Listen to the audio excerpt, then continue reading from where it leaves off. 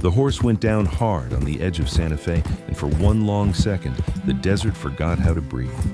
She lay still in the dust, ribs screaming, the sky too wide above her, knowing that one wrong move could take everything. Just breathe. Most people would have ridden on. Most people would have said help was coming and hoped that was enough. But this cowboy didn't leave. He knelt. He stayed. And that choice changed more than just one life.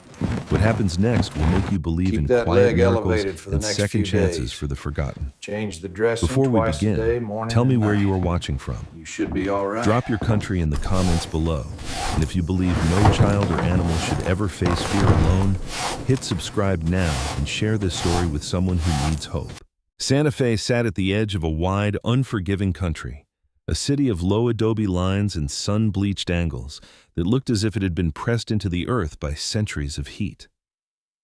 In late afternoon, the light there wasn't gentle.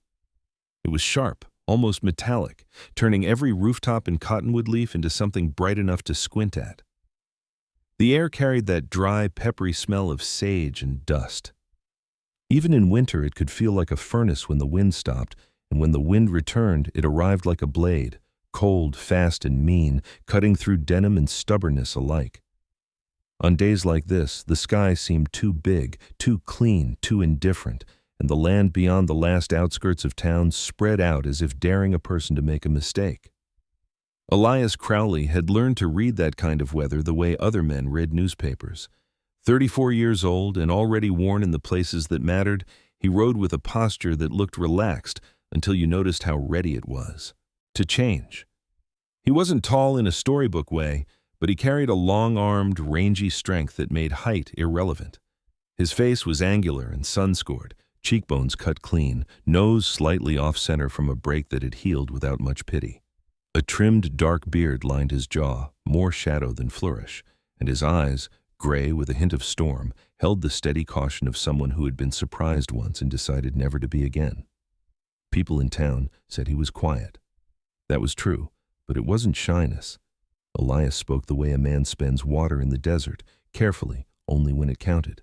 He wasn't unfriendly. He nodded to shopkeepers, tipped his hat to older women, and kept his promises when he made them.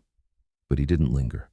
He had a way of passing through places like a wind that didn't want to get caught in anyone's curtains.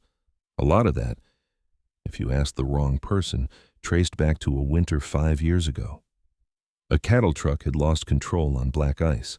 Outside Las Vegas, New Mexico, and a young hand Elias had ridden with, boy barely 20, had ended up pinned under twisted metal.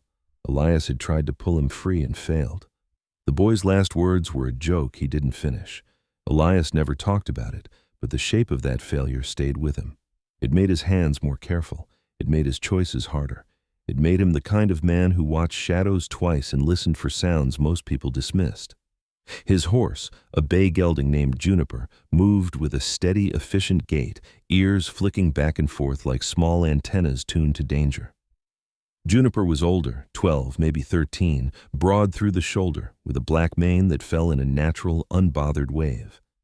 He wasn't flashy, but he was smart, the kind of horse that didn't waste energy and didn't panic unless there was a reason. Elias trusted him more than he trusted most men. The trail Elias rode that day wound out past a thin line of scrub and rock, toward a stretch of country locals called the Knife Ridge. It wasn't dramatic on a map, just a series of slanted outcroppings and loose gravel that could turn treacherous when the wind dried the surface into powder. Elias had been asked to check a broken section of fence and make sure no stray cattle had wandered into the wrong canyon. It was the kind of work that didn't ask for glory. It asked for attention. He found the fence line, found the problem, fixed what he could with the tools he carried, and started back when the afternoon began to tilt toward evening. That was when the wind died. The sudden quiet put the hair on Juniper's neck on edge. The gelding's ears locked forward. Elias felt it too. Not fear exactly, more like the land holding its breath. He slowed, scanning the slope ahead. The sun hung low, staining the rock faces with copper and making every shadow look deeper than it should. Then he heard it. A sharp crack like a dry branch snapped under a boot, followed by a dull, heavy thud. Not the sound of a man falling. Not the sound of a stone sliding. It was a sound Elias recognized without thinking. the sound a horse makes when it goes down wrong. Elias spurred Juniper into a careful trot, not reckless, just fast enough to close distance before whatever came next. He rounded a cluster of juniper trees clinging stubbornly to the ridge and saw them, horse and rider, caught in a bad angle of earth and stone. The horse was a chestnut mare, younger and finer boned than Juniper, with a white blaze down her face that made her eyes look wider. She had slipped on loose gravel and gone down hard. Her front legs splayed awkwardly for a moment before she scrambled to stand. Her tack was simple, worn but well cared for. She stood trembling, sides heaving, nostrils flared wide, looking around like she couldn't quite understand how the ground had betrayed her. The rider lay several yards downhill, half on her side, half on her back, in a shallow wash of dust and rock. Elias dismounted before Juniper fully stopped. His boots hit the ground and he moved quickly, but not thoughtlessly, his gaze taking in what mattered. The woman was conscious. That alone was a gift. She stared up at the sky like it had offended her. Her hat had rolled away, and without it, her hair showed, dark auburn, thick, braided loosely, with several strands escaped and pasted to her cheek by sweat. She looked to be in her late 20s or early 30s, with the kind of face that would have been called pretty in softer places, though pretty was too small a word for what she carried. Her cheekbones were strong. Her mouth was set in a line that suggested she didn't often ask for help. Dust coated her skin, but even through it, her complexion was pale, with a hint of sunbrown. Freckles scattered lightly across her nose, as if the desert had tried to mark her and only partly succeeded. She wore a plain canvas shirt, sleeves rolled to the forearm, and riding pants tucked into scuffed boots. Her hands were calloused in the way a person's hands become when they do things, not when they talk about them. One hand was pressed hard against her lower ribs, the other against her hip. Elias could see the tremble in her fingers, the shallow rise and fall of her chest. Elias crouched beside her, close enough to help, far enough not to crowd. "Don't move," he said, voice low and steady, like he was speaking to a frightened animal. "Not yet." Her eyes flicked to him. They were hazel, sharp, and bright with pain. "I'm not trying to dance," she managed, and there was humor there, thin but real. It made Elias's mouth twitch once, almost a smile. Then her face tightened and the humor disappeared. "My back," she swallowed, breath catching. "And my hip. Something's wrong." Elias looked her over the way you check a fence post, for the obvious breaks and the hidden ones. He noted how she held herself, how her legs lay, the angle of her spine. He watched her toes. "Can you feel your feet?" he asked. She frowned. "Yes." "Can you wiggle them?" Elias kept his voice even, though his stomach had gone hard. She did it, slowly, a small motion that looked like it cost her $100. Elias exhaled, not relief, not yet, but something close to it. "Good." He looked upslope at the chestnut mare. The horse's eyes were wide but clear. She wasn't favoring a leg badly, but she was shook. Elias stepped to her in 3 quick strides, palm out. "Easy," he murmured, and the mare's head dipped slightly, as if the word itself carried weight. He caught the reins, checked her quickly for swelling or blood. Nothing obvious. Lucky again.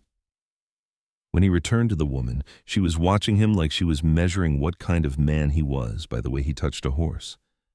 Elias had met that look before, the look of someone who didn't trust kindness unless it came with competence. "What's your name?" Elias asked. She hesitated, then said, "Maeve Holloway." The name sounded like it belonged to somebody who had left home young and learned not to look back. "Elias Crowley," he replied. He didn't offer his hand. It wasn't the time. He gestured at her ribs. "Does it hurt when you breathe?" "Yes," she said, the word clipped, like a hot nail. Elias nodded once. Rib injury, possibly a fracture, maybe worse. He slid his hand near her waist without touching her spine. "I'm going to check your sides," he said, warning her before he did anything. "If you feel sharp pain, tell me." He pressed lightly along her ribs. She hissed through her teeth at one point, eyes squeezing shut. Elias stopped immediately. "All right, that's enough." Maeve's breath was coming faster now. Pain could do that, and so could fear. Elias glanced at the sky. The sun was edging toward the horizon, and the temperature would drop fast once it did. "We need to get you warm," he said. And we need to keep you still until I can move you safely. Maeve tried to lift her chin, stubborn even in the dust. There's a ranch road a few miles. You're not riding a few miles like this, Elias cut in, not harsh, just certain. And I'm not dragging you over rocks unless I have to. He looked around. No wagon, no other riders, just windless air and the long stare of the land. He made a decision the way you close a gate, firmly. He pulled off his coat, a heavy canvas thing lined with wool, and carefully tucked it around her shoulders and chest, leaving room for her to breathe. Maeve watched him do it, jaw tight as if she wanted to refuse and couldn't. Listen, Elias said, meeting her eyes.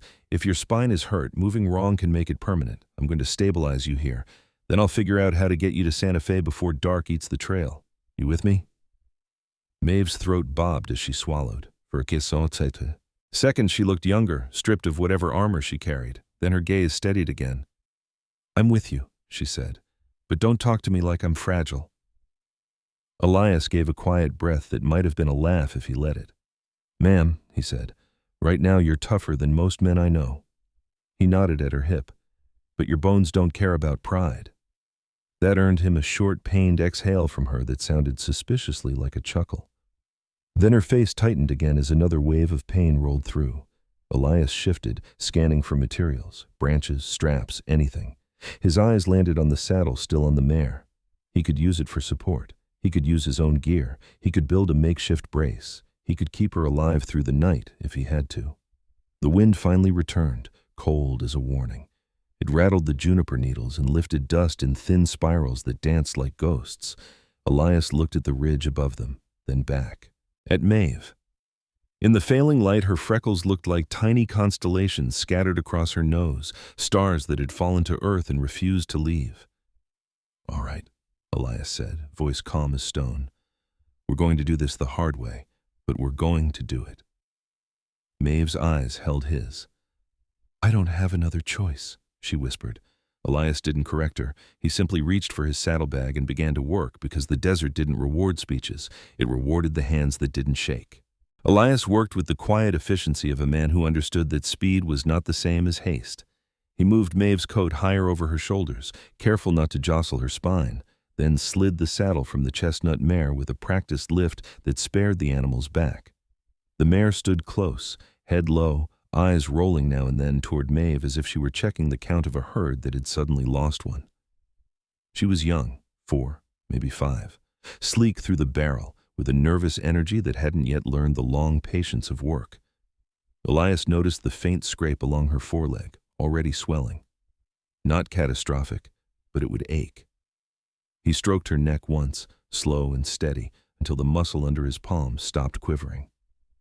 Stay, he told the mare, not because he expected obedience from a shaken horse, but because saying it made it true enough for the moment.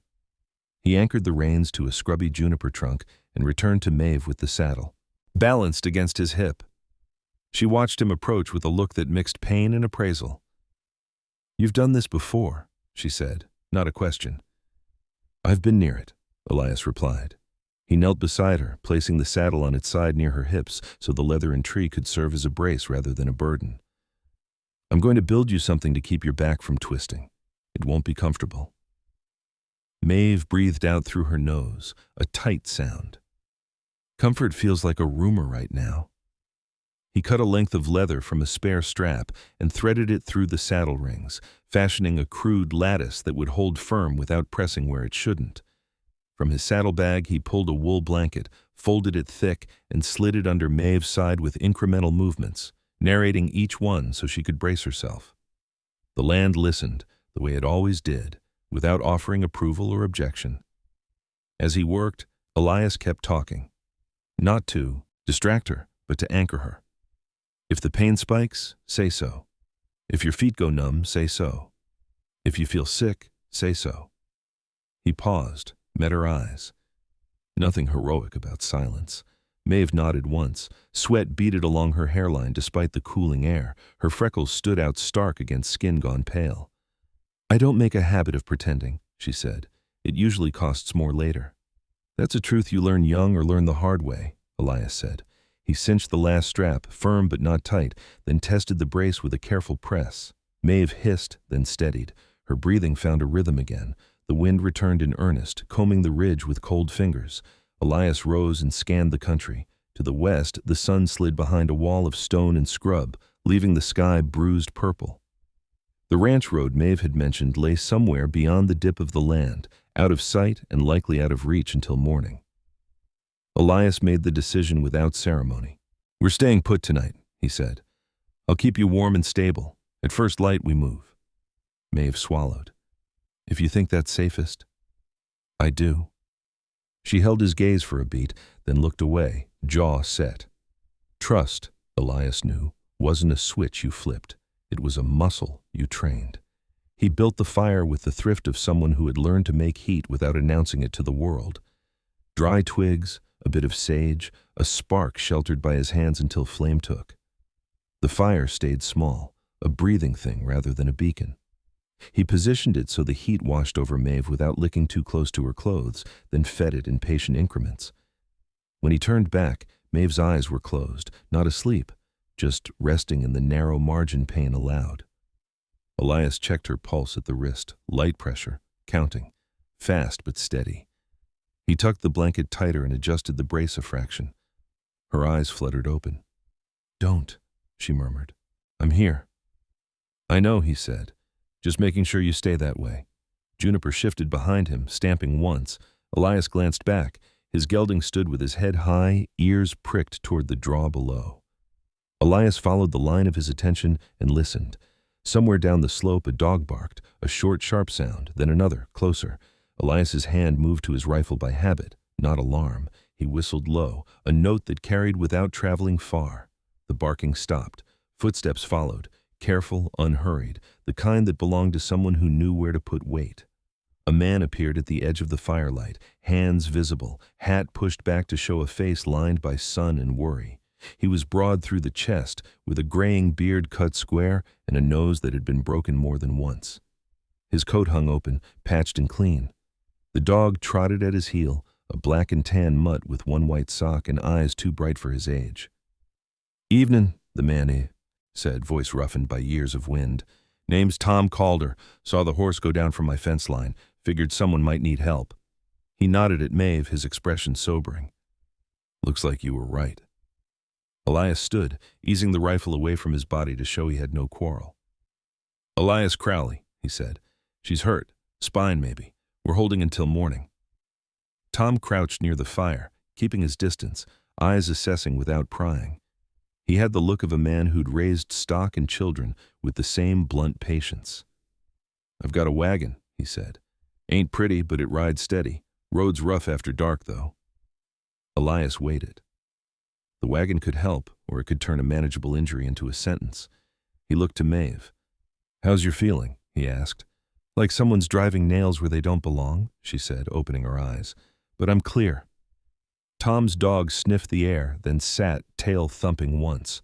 He was old, muzzle gone gray, hip favoring the left. But there was a gentleness in the way he watched Maeve, as if he'd learned long ago that stillness could be a kind of kindness. Elias shook his head. "Not tonight," he said to Tom. "I appreciate it, but the road's too unpredictable. If she shifts wrong—" Tom nodded, accepting the call without offense. "Fair enough. I'll stay a bit," he said. "Keep the fire company. Dog won't mind." The three men, two upright, one in the dirt, fell into a quiet shaped by the fire. Tom offered water from a canteen. Elias sipped, then let Maeve wet her lips. She grimaced, then sighed. "Best thing I've tasted all day," she said. "Don't tell the whiskey," Tom said mildly. Maeve huffed a laugh that turned into a wince. Elias waited until it passed, then checked her feet again. Sensation intact. He allowed himself a fraction of relief. Time moved the way it does at the edge of pain, uneven, stubborn. The fire sank and rose. The sky wheeled. Tom spoke a little about his ranch, about losing a son to a river that looked calm until it wasn't. The words came plain, without ceremony, and they explained the shape of his patience better than any introduction could. Elias listened, not interrupting. Maeve listened too, eyes open now, gaze fixed on the stars as if they were a map she could follow back to herself. Sometime after midnight, Maeve's breathing changed. It grew shallow, then quickened. Elias leaned in, hand at her wrist. "Stay with me," he said. "Name 5 things you can hear." "The fire," she said, voice thin. "Your horse, the dog breathing, wind in the brush." She paused, swallowing. "My own heart." "Good," Elias said. He adjusted the blanket, fed the fire. "You're doing fine." Tom rose a while later, stretching. "I should head back," he said. "Sun'll come early." He hesitated, then reached into his coat and pulled out a folded scarf, wool, clean. "For padding," he said, handing it to Elias. "Just in case." "Thank you," Elias said, meaning it. When Tom and the dog faded into the dark, the quiet closed in again, but it felt less absolute. Elias kept watch, counting breaths, checking pulse, holding the line against fear and cold. The chestnut mare lay down at last, legs tucked beneath her, head turned toward Maeve. Juniper shifted closer, solid as a wall. Near dawn, the sky lightened at the edges. Maeve slept, not deep, but enough. Elias didn't. He didn't need to. When the first pale light touched the ridge, he tested the brace one last time and nodded to himself. "All right," he murmured. "Morning's here." Morning did not arrive all at once.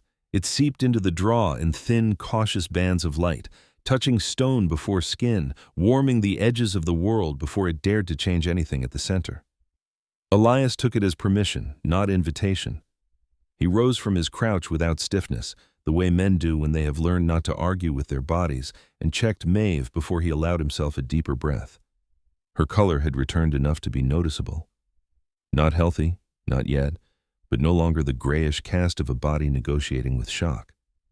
Her breathing had slowed to something steadier, and when he spoke her name, she opened her eyes with the irritation of someone pulled from sleep too soon. "Morning already?" she asked.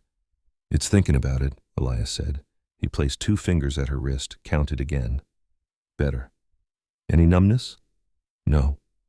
She flexed her toes just a little. "Pain's still there, louder when I breathe." "Expected," he said. "We'll keep it managed." He shifted his gaze to the chestnut mare, who stood now, head lowered, ears flicking as flies woke with the day. Her scrape had crusted, the swelling contained.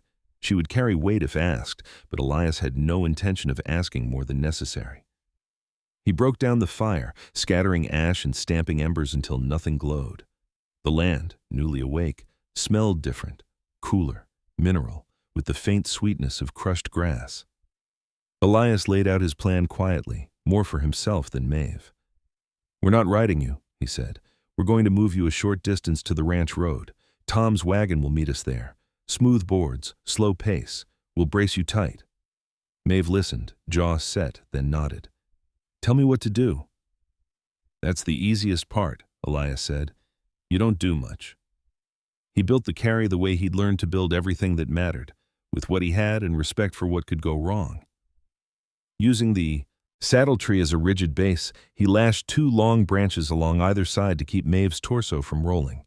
He patted the contact points with Tom's scarf and his own spare shirt, folded thick. When it was ready, he showed her how he intended to move her, where his hands would go, when he would stop. She asked smart questions. She didn't rush him.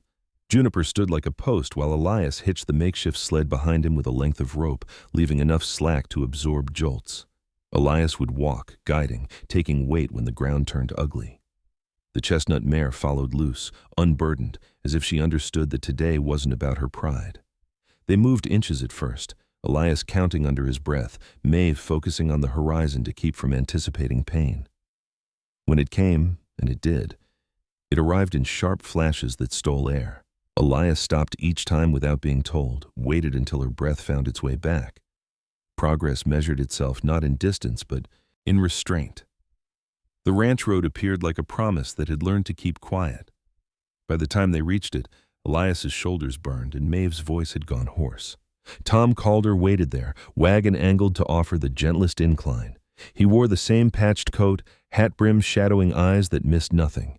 His dog lay beneath the wagon, chin on paws, tail thumping once when Elias approached. "Morning," Tom said. "You made it." "We did," Elias replied. He gestured to the wagon. "Let's keep it slow." Tom nodded, already moving to lay boards across the gap. His hands were big and scarred, but precise. It was the kind of precision that came from having broken things you loved and deciding not to again. Together, they transferred Maeve inch by careful inch until she lay settled against straw and padding, braced and secure. "Thank you," Maeve said to Tom, voice rough. Tom tipped his hat. "You're welcome, ma'am. Town's awake by now." The ride into Santa Fe took longer than Elias liked and shorter than he feared. He walked alongside the wagon, eyes on Maeve, one hand resting on the rail to feel every vibration. The town rose ahead in low lines and familiar angles. Smoke curled from chimneys. Somewhere a hammer rang against iron, steady as a heartbeat. At the clinic, a squat building that smelled of antiseptic and old wood, a man met them on the steps. He was tall, spare, with a neatly kept mustache and hair gone silver at the temples. His eyes were kind but direct, the eyes of someone who had learned that time wasted was a cruelty. "Dr. Samuel Pike," he said, already assessing. "Let's get her inside."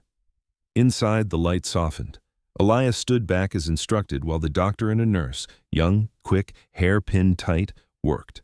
Maeve bore the examinations with clenched jaw and humor she couldn't quite keep sharp. Dr. Pike asked questions that mattered and listened to the answers. When he finished, he stepped aside with Elias. "No spinal fracture," Pike said. "Rib fracture, likely too. Deep bruising to the hip, painful, manageable." He studied Elias. "You kept her still. That's why we're talking about recovery instead of wheelchairs." Elias nodded once. Praise slid off him. "How long?" "Weeks," Pike said. "Months for full strength, but she'll walk." Maeve was asleep when Elias returned to her side, sedated enough to rest. He stood there longer than he meant to, then left quietly. Outside, Tom waited with the wagon. "You did right," he said. Elias accepted that too, without ceremony. By afternoon, the clinic had arranged a room nearby for Maeve's recovery. Elias carried her bag, small and well-used, to the boarding house, a low adobe place run by a woman named Mrs. Ortega, whose hair was white and whose eyes missed nothing.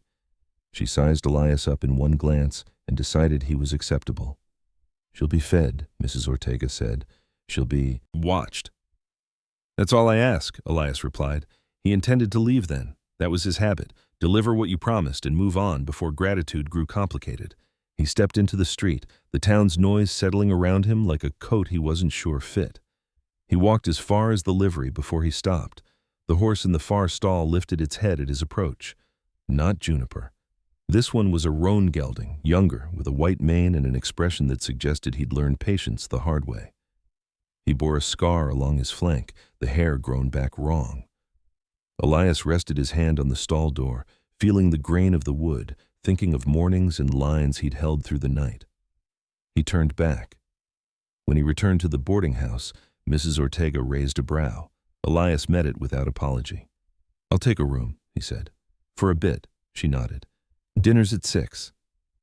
Maeve woke as dusk leaned into the windows. Elias sat by the chair, hat on his knee. She looked at him, confusion giving way to something steadier. "You didn't have to stay," she said. "I know," he replied. Outside, the town breathed. Inside, the distance between leaving and staying closed by one careful step. Staying changed the shape of Elias's days in ways he hadn't anticipated. Santa Fe had a rhythm that belonged to walls and doors rather than open country, and he felt it press against him the first morning he woke in Mrs. Ortega's boarding house. The room smelled faintly of soap and old pine, the bed too soft, the ceiling too close. He lay still for a moment, listening to the town wake, boots on boards, a wagon axle complaining, a woman laughing somewhere down the hall, and reminded himself that this was a choice, not a trap. Maeve's door stood 3 steps from his. Mrs. Ortega had insisted on it, the way she insisted on most things, with a quiet authority that made argument feel childish. When Elias knocked, she answered after a beat, hair loose over one shoulder, the auburn dulled by morning light. Pain had drawn a deeper line between her brows, but her eyes were clear. She wore a simple cotton dress now, loose and forgiving, the fabric arranged carefully to avoid pressure, where it hurt most. "Doctor says I can sit for short stretches," she said, anticipating his question. "Standing's another story." Elias nodded. He'd already been to the clinic for instructions. Dr. Pike had been precise. His words measured the way a good cut was measured. Nothing wasted, nothing missing. Rest, gentle movement, no heroics. Elias repeated the list to himself like a fence line he intended to keep mended. He fetched water and a small breakfast. Mrs. Ortega pressed into his hands with a look that suggested she expected him to bring it back empty. Maeve ate slowly, wincing once, then steadied. "You don't hover well," she said. "I don't hover at all," Elias replied. "I check, then I get out of the way." "Good," she said.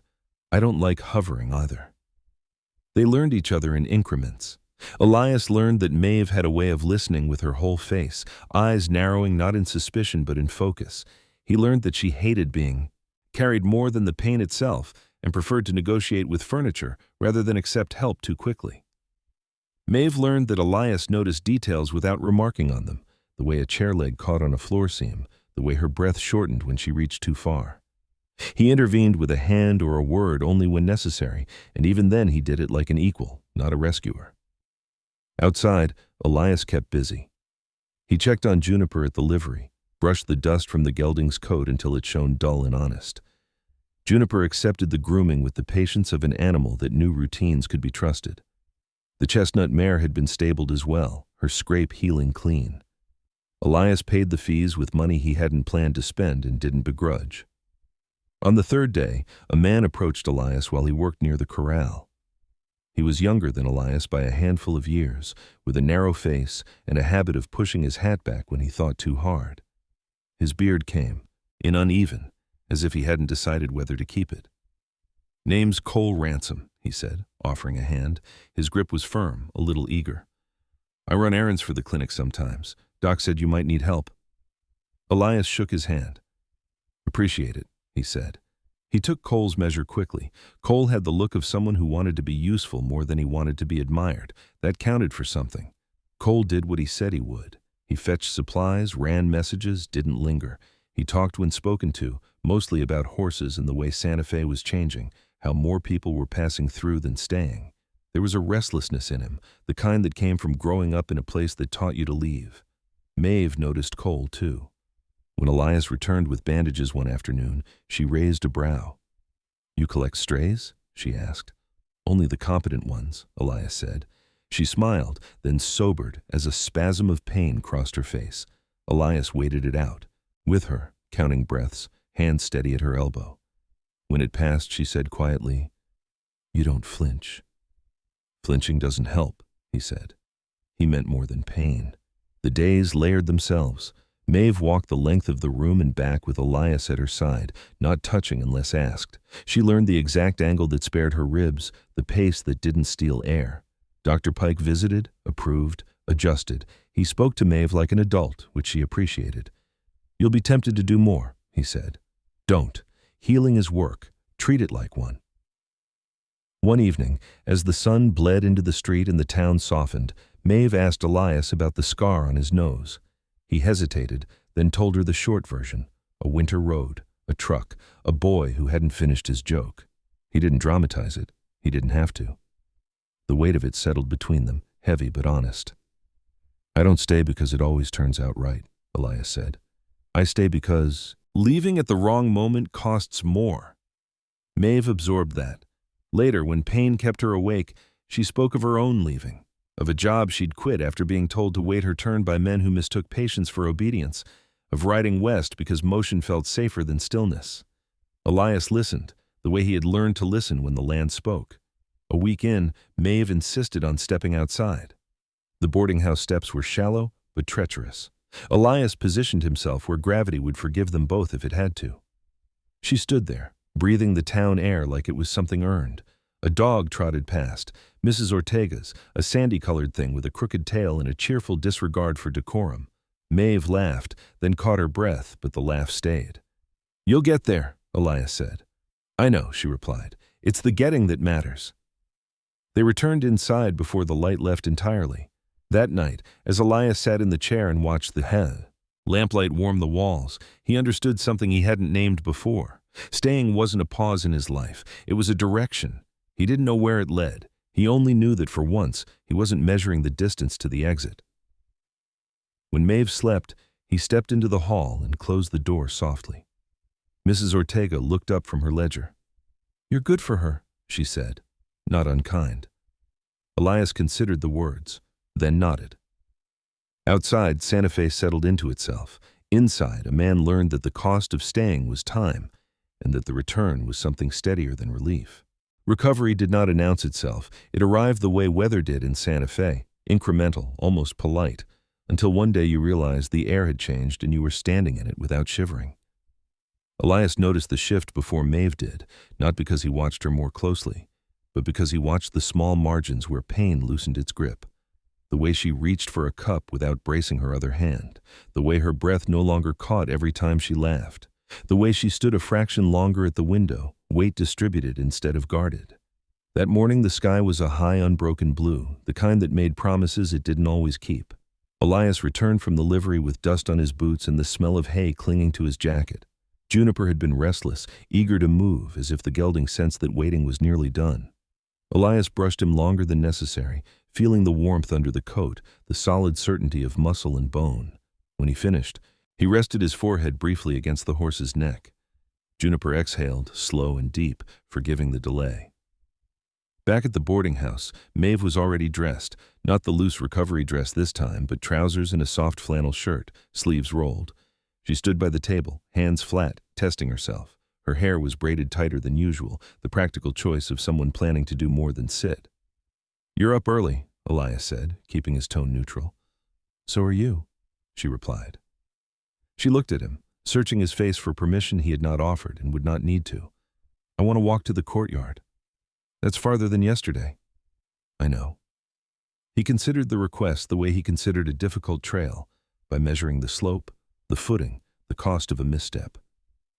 "We'll take it slow," he said, "and we turn back if it spikes." Maeve nodded, already adjusting her stance. Agreed. The courtyard behind the boarding house was small and sunlit, a rectangle of worn brick with a single cottonwood leaning into the space like a curious neighbor. A bench sat beneath it, scarred by years of use. Elias positioned himself where he could intervene without hovering. Maeve took the first steps carefully, then the next, each one a negotiation. When she reached the bench, she sat, breath steady, eyes bright with the particular satisfaction that came from effort paid for honestly. "Feels good," she said. "Different, not easy, but good." Elias nodded. He watched the way she shifted, protecting less, trusting more. That's how it starts. They sat in companionable quiet. A man crossed the yard pushing a wheelbarrow, thin, stooped gray beard like wire. He nodded once and kept moving. Santa Fe had learned how to acknowledge without intruding. Later that day, Dr. Pike arrived with a man Elias hadn't met. He was broad-shouldered, with hands that bore the thickened pads of long labor. His hair was dark and cut short, his beard trimmed close, his eyes steady. He wore a leather apron dusted with saw shavings. "This is Nathan Brooks," Pike said. "Carpenter.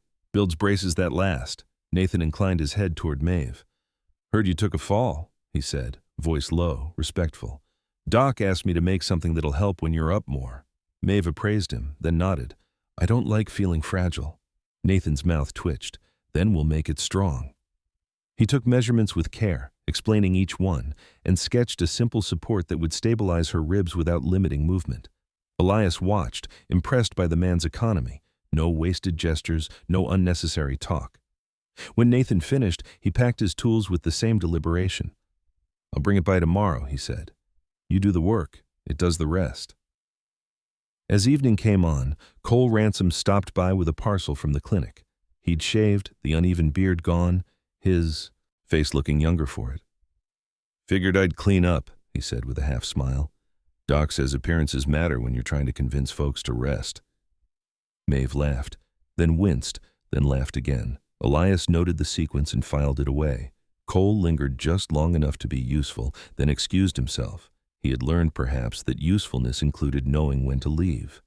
That night, as the light thinned, Maeve asked Elias to walk with her once more.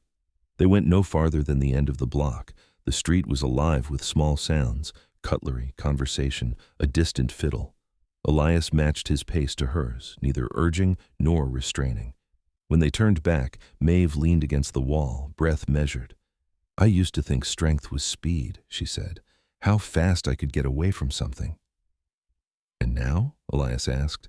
And now it feels like control, she said. How well I can stay.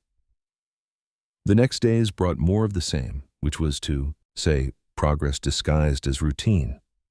Nathan delivered the brace. It fit well. Maeve wore it with relief she didn't try to hide.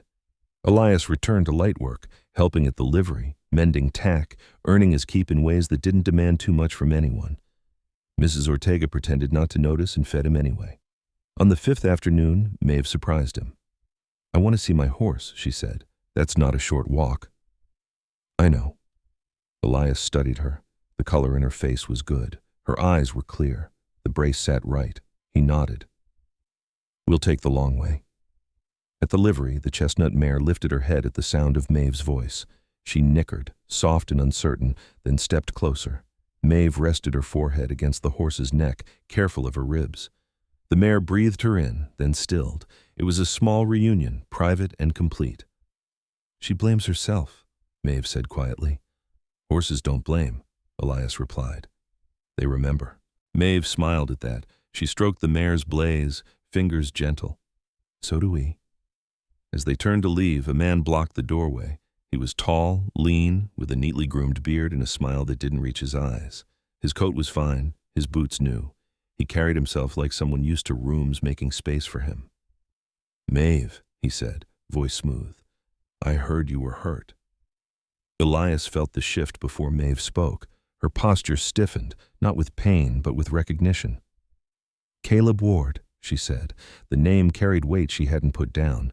Caleb's gaze flicked to Elias, assessed, dismissed. You should have told me, he said to Maeve. I could have arranged better care. Maeve's jaw tightened. I'm well cared for. Caleb smiled thinly. You always did make do. Elias stepped closer, not threatening, simply present. Caleb noticed then, eyes narrowing a fraction. And you are? Someone who's staying, Elias said. Caleb's smile sharpened, then vanished. He nodded once, curt. We'll talk later, he said to Maeve, already turning away. Maeve let out a breath she hadn't realized she was holding. Elias didn't ask. He walked her back to the boarding house, the street suddenly longer. That night, Maeve sat by the window, brace catching the lamplight. That was part of why I left, she said finally. Promises that came with strings. Elias listened. He didn't offer solutions. He didn't need to. The chapter closed the way days did now, without crisis, with choices still to be made, strength returning quietly, and the understanding that staying would be tested.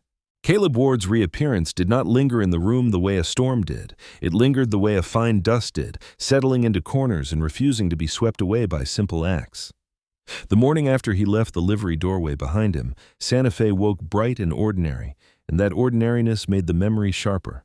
Elias felt it as he walked Juniper down the street, the gelding's hooves sounding steady against packed earth. He didn't hurry.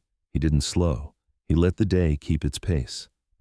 Maeve had slept poorly. When Elias checked in, she sat upright with the brace secured, hair braided tight, eyes clear but rimmed with the kind of fatigue that came from a mind rehearsing conversations it did not want to have.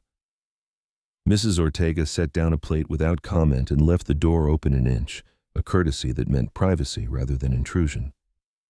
Caleb doesn't usually show up without a reason, Maeve said, breaking the quiet herself.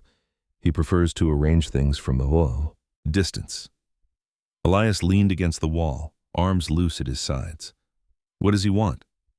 Control, she said, then sighed. He calls it care. Elias nodded. He understood the type, men who mistook proximity for entitlement, men who spoke softly so they could pretend they weren't pressing at all. What do you want? He asked. Maeve met his gaze. Time, she said, and room to decide. Then that's what we protect, Elias said. He didn't say how.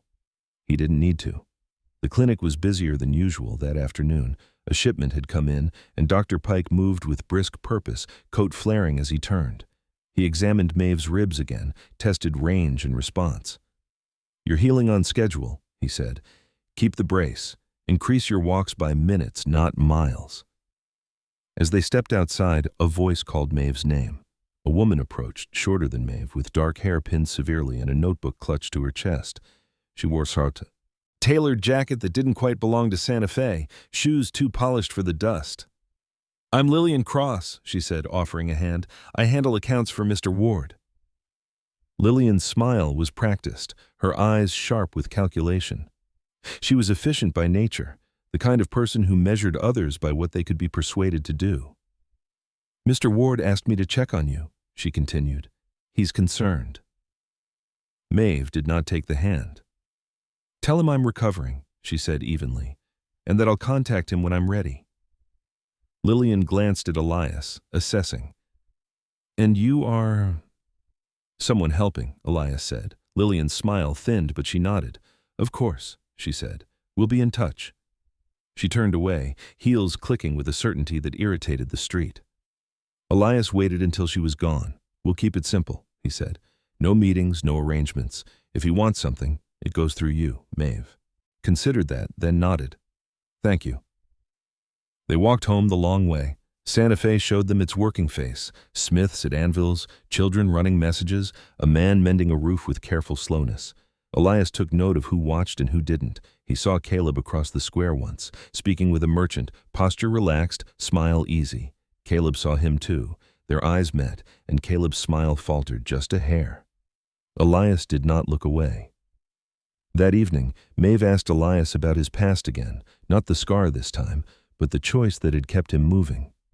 He told her about the boy in the truck, about the way people had praised his effort and excused the outcome. "I learned," he said, "that effort doesn't absolve you, only presence does." Maeve listened, fingers laced in her lap. "That's a heavy rule to live by." "It's lighter than the alternative," Elias said. The next morning brought an interruption Elias had not anticipated. At the livery, a man waited. By Juniper's stall, older than Elias, broader, with a beard gone iron gray and eyes that had learned to be patient by necessity. His coat bore the wear of years spent leaning against gates. "Name's Frank Delaney," he said. "I've got a small outfit east of town. Heard you're handy." Elias measured him. Frank's hands were scarred, his stance open. There was grief in the lines at his mouth, a softness earned the hard way. "What do you need?" Elias asked. "Fence line took a hit in the last wind," Frank said. "I can pay, or trade." Elias thought of the money he'd spent and the time he'd chosen. "I can help," he said. "Half days." Frank nodded, accepting the boundary. "That'll do." Working the fence did something for Elias that sitting could not. The physicality steadied him, reminded him of scale. He returned to the boarding house with the smell of cedar on his hands and a clarity he'd been missing. Maeve noticed. "You look like yourself," she said. "Work helps," he replied. Caleb did not wait long. 2 days later, he appeared at the boarding house door himself, coat immaculate, beard trimmed to precision. Mrs. Ortega barred his way with her body alone. "Visiting hours are not now," she said. Caleb smiled. "I won't be long." Maeve heard him from the room and stood before Elias could stop her. She opened the door herself, brace firm, posture unyielding. "You don't get to schedule me," she said. Caleb's gaze flicked to the brace, then to Elias behind her. "I want what's best for you," he said. "This town isn't—" "Finish that sentence," Elias said quietly. Caleb's eyes sharpened. "I wasn't speaking to you." "You are now," Elias said. The air tightened. Caleb's smile returned, brittle. "I offered support," he said. "You chose interference." Maeve stepped forward, voice steady. "I chose myself." Caleb looked at her for a long moment, recalculating. He nodded once, stiff. "Very well," he said. "We'll revisit." "No," Maeve said. "We won't." Caleb left without another word. Mrs. Ortega closed the door with a finality that pleased Elias more than it should have. That night, Maeve slept deeply for the first time in days. Elias sat by the window, watching the street settle. He thought about lines, fences, boundaries, the quiet ones you draw by standing where you stand and not moving. He understood then that staying did not mean yielding. It meant choosing where to put your weight. Morning came, and with it a sense of steadiness. The chapter closed without applause, without triumph. Just a door shut, a line held, and the work of healing continuing on terms chosen. The wind announced itself before the sky did. It came low and steady, pushing dust along the street in thin, deliberate sheets. The kind of wind that didn't howl for attention, but worked at hinges and bones until something gave. Santa Fe knew that sound. Elias felt it as he stepped out before dawn, coat collar up, Juniper shifting restlessly at the hitch.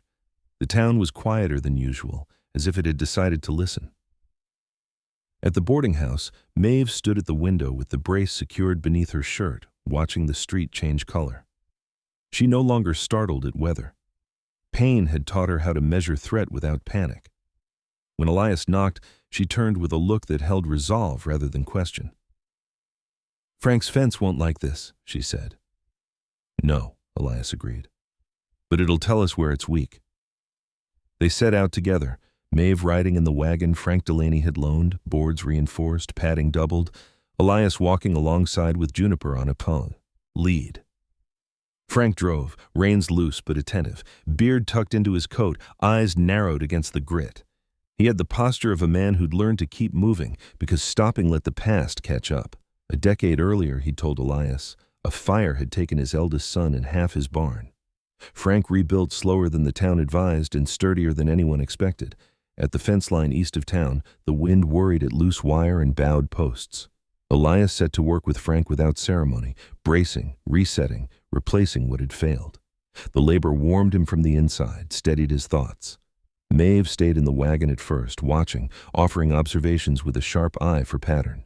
"That post leans because the ground's washed," she said, "not because the wire's bad." Frank nodded, impressed. "You've an eye for structure," he said to her. "I've had to learn where things break," she replied. By midday, the sky darkened with the kind of promise that made men hurry. Frank sent Maeve back to town with a neighbor, a thin woman named Rosa Martinez, hair braided down her back, voice soft but decisive, who handled the reins like she handled everything else, without apology. Rosa's husband had died young, Frank said once, and she'd learned to drive wagons because the world didn't pause for grief. Elias and Frank finished the worst of it as the first hard drops fell. Rain came heavy, then heavier, pounding dust into mud, testing every choice they'd made. Elias welcomed the test. When the line held, he felt it in his chest like a held breath finally released. By the time he returned to Santa Fe, the rain had settled into a steady drench. He ducked into the boarding house, shook water from his hat, and found Maeve seated by the fire with Mrs. Ortega's dog curled at her feet. The dog, sandy-colored, old, with a crooked tail, lifted his head and wagged once, satisfied with the world. "You stayed dry," Maeve said, eyes bright. "Mostly," Elias replied. He hung his coat and sat. The fire crackled, sound rich and close. For a moment they said nothing. Then Maeve spoke. "Caleb won't stop," she said. "He'll try again." Elias considered the flame. "Then we won't move," he said. "We'll let him spend his energy on doors that don't open." That afternoon, as if summoned by the thought, a new visitor arrived.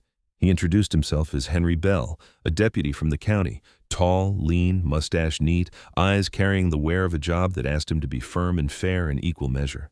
His boots were scuffed, his coat rain-darkened. "I'm here on a courtesy," he said. "Mr. Ward asked about your condition." Maeve's mouth set. "He doesn't speak for me." Henry nodded. "I figured," he said. "That's why I came myself." He addressed Maeve directly, his tone respectful. "Are you under duress?" "No," she said. "Do you wish contact with him?" "No." Henry turned to Elias briefly, then back to Maeve.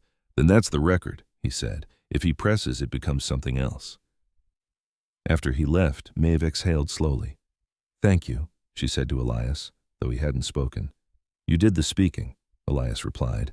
As the storm eased, Santa Fe breathed again. Children splashed in puddles. The smith's hammer resumed its cadence. Elias walked Juniper down to the livery and back, the gelding stepping careful on slick ground. When they returned, Maeve stood at the door, brace firm, posture strong. "I want to walk," she said. "In the rain." "Not far," Elias said. They walked the length of the block and back. The rain cooled the air, washed dust from the world. Maeve's steps were sure, if measured. When they reached the door again, she laughed, free and unguarded, and didn't have to catch her breath. That evening, Frank arrived with a basket. Bread, cheese, a bottle of something decent. Rosa followed. "Coat dripping, smile quick," They ate by the fire, conversation easy. Frank spoke of rebuilding, Rosa of keeping ledgers that never balanced but somehow paid. Maeve listened, learning the town not as a refuge but as a network of hands. Later, when the house quieted, Maeve asked Elias to sit with her. She spoke of the fear she hadn't named, the fear that staying would mean surrendering momentum, that roots would turn into traps. Elias listened, then said, "Roots don't hold you down. They hold you steady when the wind comes." She considered that. "And if the wind never stops? Then you learn which roots are yours," he said. The chapter closed with the rain tapering to a whisper. Maeve slept, the brace unfastened at last, breath even. Elias watched the fire die to coals and understood that the measure of what held wasn't force. It was alignment, fence posts set true, boundaries kept, people choosing where to stand and standing there together. Santa Fe woke to a sky rinsed clean by the storm, the kind of morning that made even old walls look newly honest. Water clung to the cottonwood leaves in the courtyard, catching light and scattering it in small, bright coins. Elias stood at the doorway and took it in without hurry. He had learned, over weeks he hadn't planned, that some mornings asked to be witnessed, not used. Maeve joined him, brace secured but lighter now, the way tools grew lighter when you learned how to carry them. She wore a jacket cut to move, not impress, and her hair was braided with intention rather than caution. The line of pain across her ribs had softened to a memory she could place and set aside. When she stepped down onto the brick, she did it without asking for his hand. Elias stayed close anyway, a habit he did not intend to break. "I want to ride," she said. It wasn't a challenge. It wasn't a test. It was a statement offered with the calm of someone who knew her limits and meant to meet them, honestly. Elias considered the day, the ground still damp, the air steady. "We'll start at the yard," he said. "No heroics." Maeve smiled. "Agreed." At the livery, Juniper lifted his head, ears pricked, patient as ever. The chestnut mare stepped forward too, healed now, her blaze bright against a coat polished by attention. Elias checked tack with the care he brought to everything that mattered. He placed the saddle on Maeve's horse himself, tightening the cinch in stages, testing. Maeve mounted from the block, slow and controlled, her breath steady. When she settled, she closed her eyes for a moment, not in fear, but in recognition. Elias walked beside them as they circled the yard. Maeve's seat was balanced, her hands quiet. She moved like someone reacquainting herself with a language she already spoke. When they stopped, she looked down at him, eyes shining with the simple fact of capability returned. "That was enough," she said, "for today." "That's how you keep tomorrow," Elias replied. They dismounted together. No applause followed. None was needed. Mrs. Ortega watched from the doorway with a look that said she had always known how this would go. Cole Ransom lingered by the fence, nodding approval before returning to his errands. Frank Delaney tipped his hat from across the yard, work already calling him away. In the afternoon, Dr. Pike came by to confirm what Elias already saw. "You're clear to increase gradually," he told Maeve. "Listen to your body. It's earned the right to be heard." He looked at Elias and added, "You did well."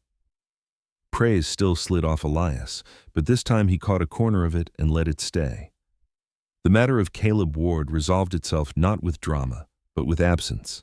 A letter arrived, neat script on heavy paper, offering support that no longer carried hooks. Maeve read it once, folded it carefully, and placed it in the drawer she reserved for things that had lost their power. "I don't need to answer," she said. "No," Elias agreed. "You don't."